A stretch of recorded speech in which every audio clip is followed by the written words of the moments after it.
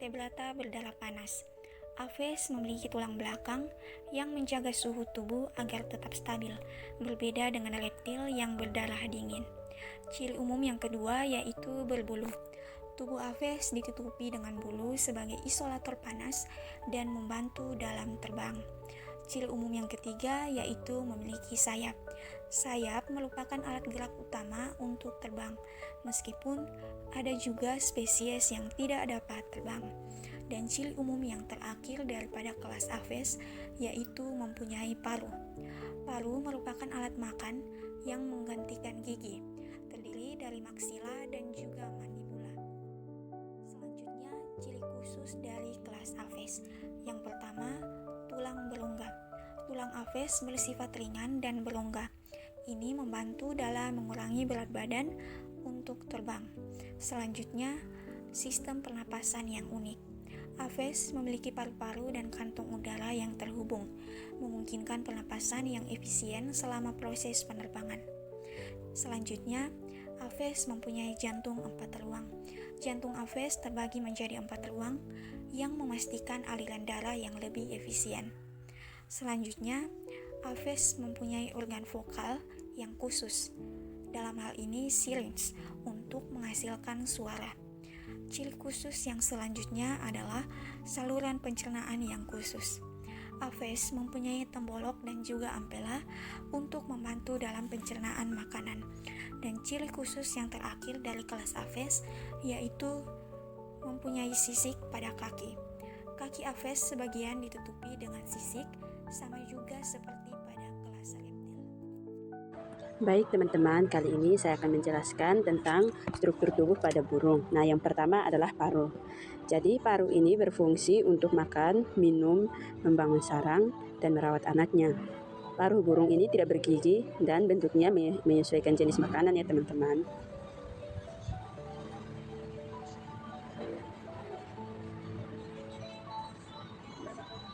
Yang berikut adalah mata. Jadi fungsi pada mata ini untuk melihat, dan juga penglihatan pada burung ini sangat tajam dan penting dalam mencari makanan serta mengenali makanan.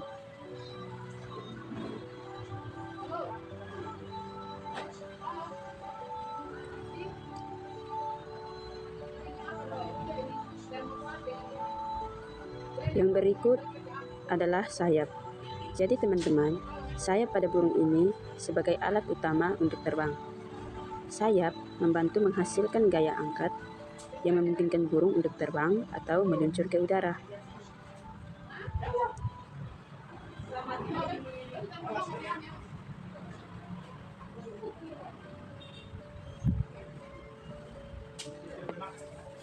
Yang berikut adalah kaki. Fungsi pada kaki pada burung ini untuk berjalan, berdiri, bertengger di ranting, dan juga mencari makanan. Oke, selanjutnya saya di sini akan membahas tentang paruh pada Aves. Oke teman-teman, kita ketahui bahwa paruh adalah struktur keras yang terletak di bagian depan kepala burung yang menggantikan gigi pada vertebrata lainnya. Nah teman-teman, ada pun macam-macam paruh pada Aves. Yang pertama, paruh kuat dan tebal. Paruh ini memecah biji-bijian. Yang kedua, paruh panjang dan runcing yang berfungsi mengisap nektar dari bunga. Yang ketiga, paruh pendek dan tajam yang berfungsi menangkap dan memakan serangga. Yang keempat, paruh melengkung dan tajam yang berfungsi merobek daging. Yang kelima, paruh pipih dan lebar yang berfungsi menyaring makanan dari air atau maupun lumpur. Oke teman-teman, berikutnya kita akan membahas tulang dada pada Aves. Nah, tulang dada pada Aves ini bisa disebut dengan sternum. Nah, sternum pada burung ini berkembang sangat besar dan memiliki tonjolan ke bawah yang disebut carina ataukel. Nah, yang berikutnya itu adalah fungsi tulang pada Aves. Yang pertama, tempat melekatnya otot.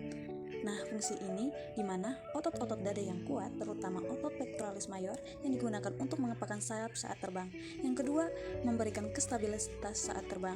Nah, di mana struktur sternum ini yang besar dan datar yang membantu menstabilitas tubuh burung dan mengurangi hambatan di udara.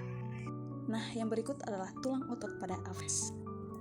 Nah, teman-teman, tulang otot pada Aves memiliki sistem muskuloskeletal atau tulang dan otot, yang dimana tulang dan otot ini beradaptasi khusus untuk terbang.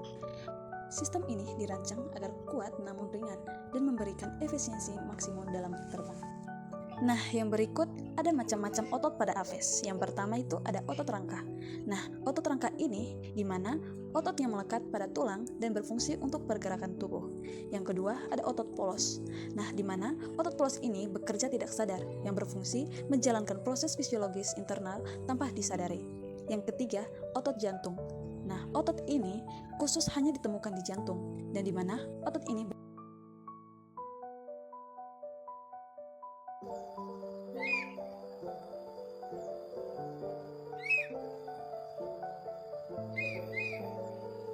Apakah kamu tahu, burung bisa terbang berkat otot-otot yang luar biasa kuat di tubuhnya? Burung memiliki sistem otot yang sangat kuat, terutama di bagian dada. Dua otot utama yang berperan dalam terbang adalah pectoralis major dan supracoracoideus.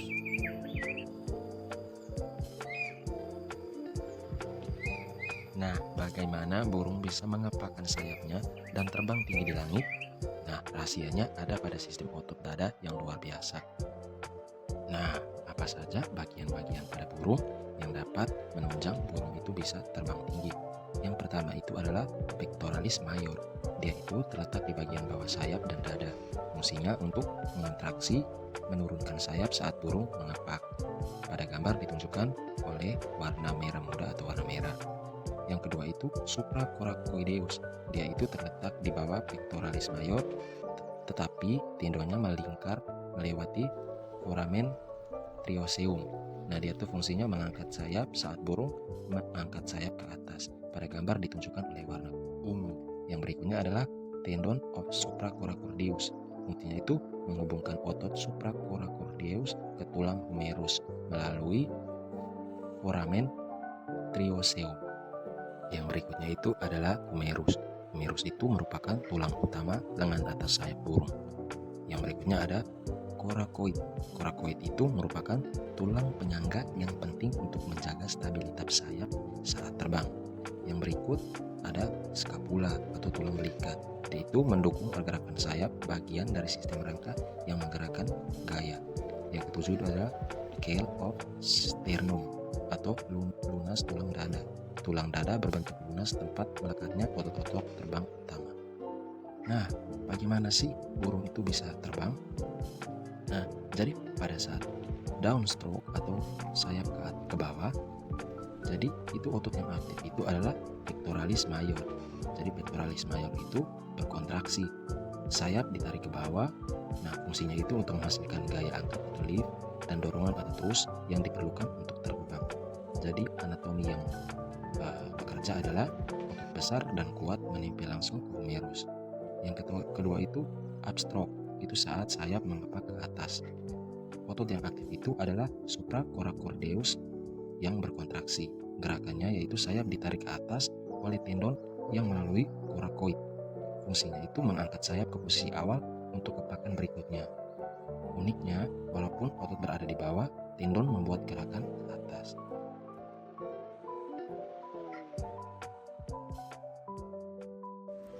Sistem pencernaan pada Aves. Yang pertama, paruh. Proses pencernaan dimulai ketika burung mengambil makanan dengan paruhnya. Paruh berfungsi untuk mematuk, merobek, atau memecah makanan menjadi bagian yang lebih kecil. Kemudian makanan yang ditelan akan masuk ke dalam tembolok atau crop, yaitu semacam kantong pelebaran pada kerongkongan. Nah, fungsi utamanya adalah menyimpan makanan sementara. Di sini makanan dilunakkan dan dibasahi dengan lendir, tapi tidak dicerna secara kimiawi. Kemudian dari tembolok makanan akan bergerak ke dalam proventriculus, yaitu bagian lambung yang menghasilkan enzim. Nah, di sini terjadi pencernaan kimiawi pertama, di mana makanan bercampur dengan enzim pencernaan dan asam lambung. Enzim seperti pepsin mulai mengurai protein dalam makanan. Setelah itu, makanan masuk ke ampela, organ otot yang sangat kuat. Ampela melakukan pencernaan mekanis utama. Burung biasanya menelan kerikil kecil atau pasir yang akan membantu ampela dalam menghancurkan makanan secara fisik karena burung tidak mempunyai gigi.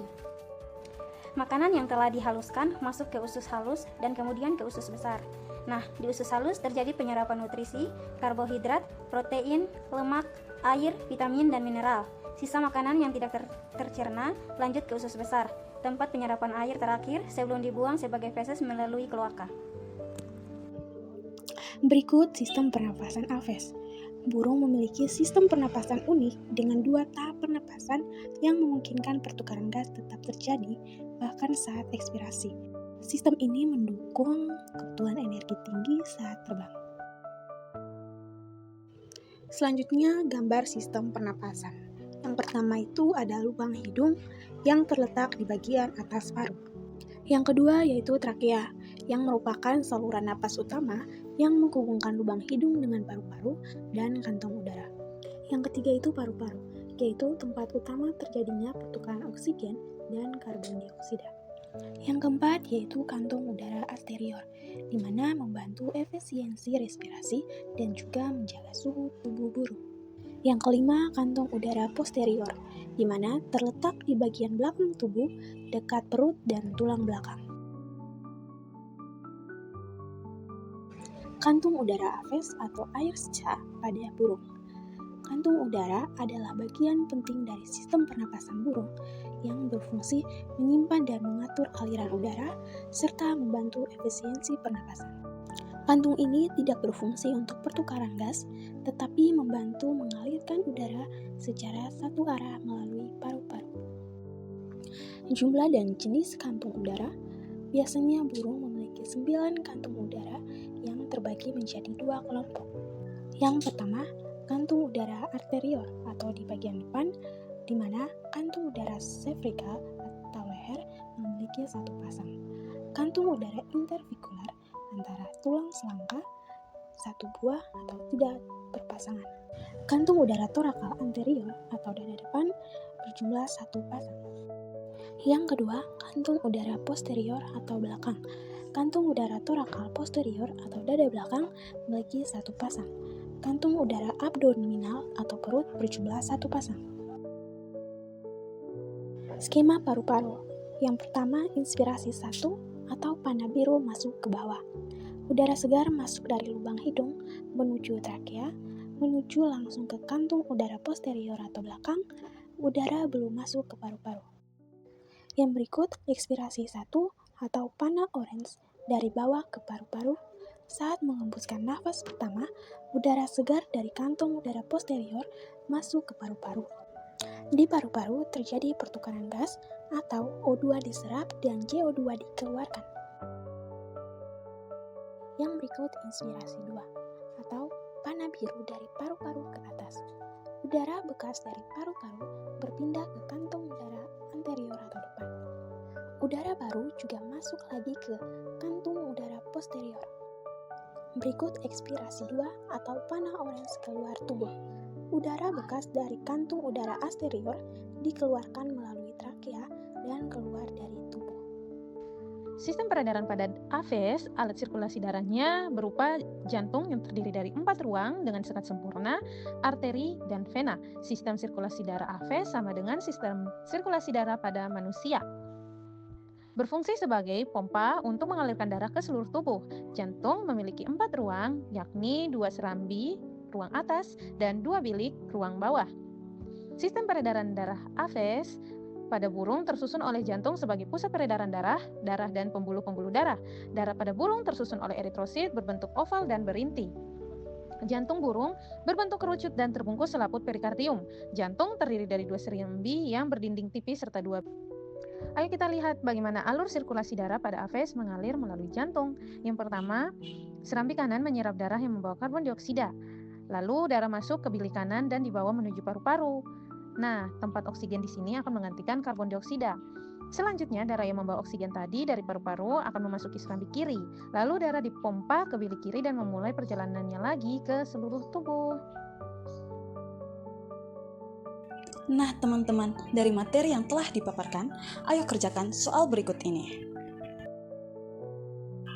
Soal pertama, ciri khas utama yang membedakan Aves dari hewan lainnya adalah A. Memiliki gigi yang tajam, B. Tubuh ditutupi bulu, C. Memiliki kulit yang tebal dan bersisik, D. Bernapas dengan insang. Soal yang kedua, fungsi paruh pada burung adalah A. Sebagai alat penglihatan, B. Sebagai alat pernapasan utama, C. Sebagai alat pertahanan diri, D. Untuk mengambil dan menyesuaikan makanan. Soal yang ketiga, Otot yang berperan mengangkat sayap saat burung terbang adalah A. Otot pectoralis, B. Otot supracoracoideus, C. Otot bicep, D. Otot gastrocnemius. Soal yang keempat, bagian tubuh burung yang berfungsi untuk menyimpan makanan sementara sebelum dicerna adalah A. Paru, B. Tembolok, C. Kloaka, D. Sayap. Soal yang terakhir nomor 5, burung bernapas dengan cara yang berbeda dari manusia karena A. Bernapas dengan insang, B. Udara masuk dan keluar lewat kantong udara, C. Bernapas lewat kulit, D. Tidak bernapas sama sekali.